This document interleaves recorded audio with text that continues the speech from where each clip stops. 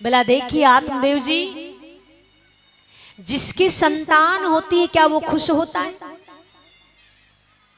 देखिए भाई, जिसकी संतान है और जिसकी नहीं होती वो क्या करता, थोड़े दिन परेशान होता, फिर मन में विचार करता चलो नहीं है किस्मत में कोई बात नहीं।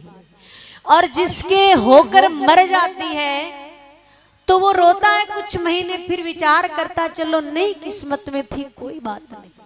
लेकिन जिसकी हो जाती है और वो है, और महाराज वो नालायक निकल जाती है, तो आप भी पहले तो महीने 2 महीने 10 दिन रोकर चुप हो गए, लेकिन नालायक निकल गई तो आप क्या करते? जिंदगी भर रोते।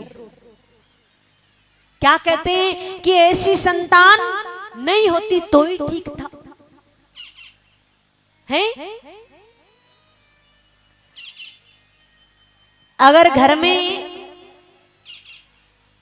बच्चे ज्यादा है लेकिन संस्कारवान नहीं है तो वो किसी काम के नहीं है। बच्चा अगर एक ही है और वो संस्कारी है तो वो पूरे कुल को तार देता है। आकाश में तारे बहुत है, संख्या बहुत है, लेकिन आकाश को वो प्रकाशित नहीं कर सकते।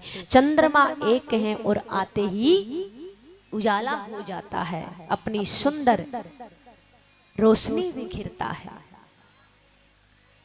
बच्चा एक ही काफी होता है अगर वो संस्कारी है।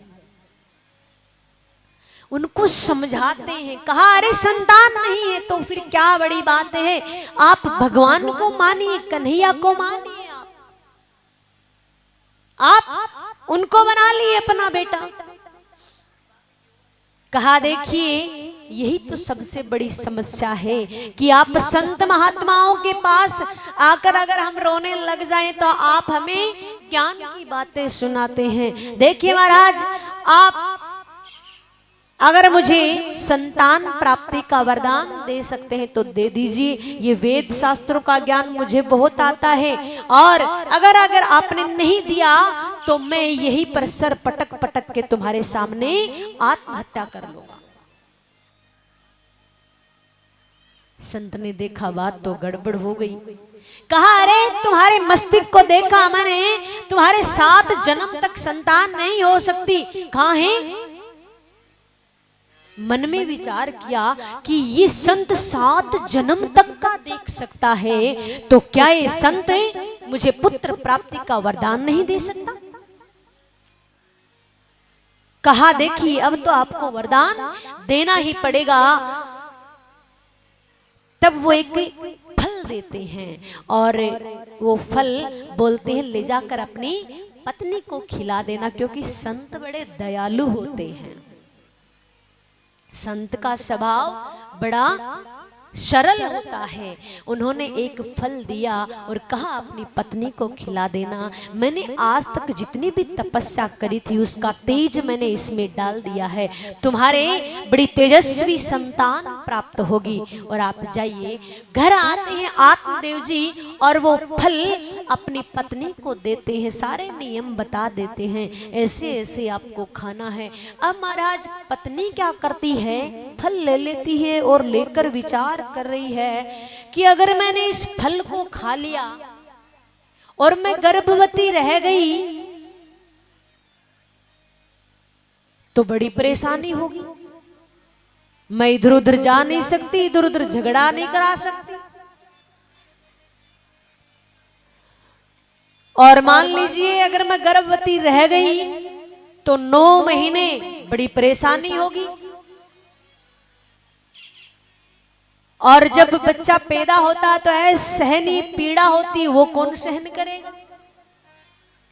और मान लीजिए सुखदेव जी की तरह ये अगर 12 साल तक गर्भ में रह गया तो बड़ी दिक्कत हो जाएगी। मन में विचार कर रही इस फल को खाऊं, क्या करूं क्या नहीं करूं, इतने में उसकी एक सहेली आ जाती है। जैसी सहेली आती, सहेली को पूरा हाल बताती है। अब सहेली को कहती है कि देखिए मेरे यहाँ धन की कमी नहीं है, लेकिन कोई खाने वाला नहीं है, और तेरे यहाँ खाने वाला है, खाने वाले बहुत हैं, तेरे यहाँ धन नहीं है। ऐसा करे तू अभी 7वें गर्भ से है और तेरे जो संतान होगी वो तू मेरे को दे देना और मैं बदले में तेरे को धन दे दूंगी काफी सारा। सहेली मान जाती है। मेरे पति देव तो ऐसे ही बेचारे भोले भाले, सुबह जाते शाम को आते, उनको मैं अपने आप देख लूं। कुछ समय बाद एक संतान होती, उसको घर लेकर आती, बोलती महाराज मेरे तो बेटा हो गया। आत्मदेव जी बड़े खुश होते हो मेरे बेटा हुआ है, खुशी मनाई।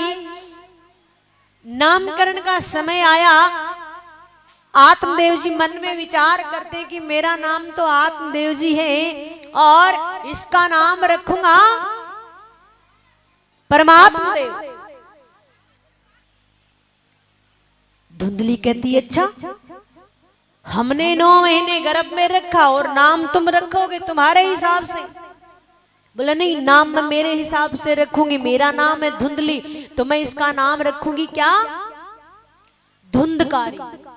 अब महाराज उन्होंने क्या किया था, जो वो फल लेकर आए थे तो उन्होंने क्या किया कि ये सही है या गलत है, इसका परीक्षण करने के लिए वो फल एक गौ माता को खिला दिया जाता है। अब समय के अनुसार महाराज इधर गौ माता के भी एक विचित्र संतान होती है। शरीर पूरा मानव जैसा और कान गौ माता जैसे। नामकरण रखा जाता है। धुंधली रखती है अपने नाम से अपने बेटे का नाम धुंधकारी। इधर जो गैया जैसे कान है तो उनका नाम रखा जाता है गोकर्ण। दोनों समय के हिसाब से बड़े होते।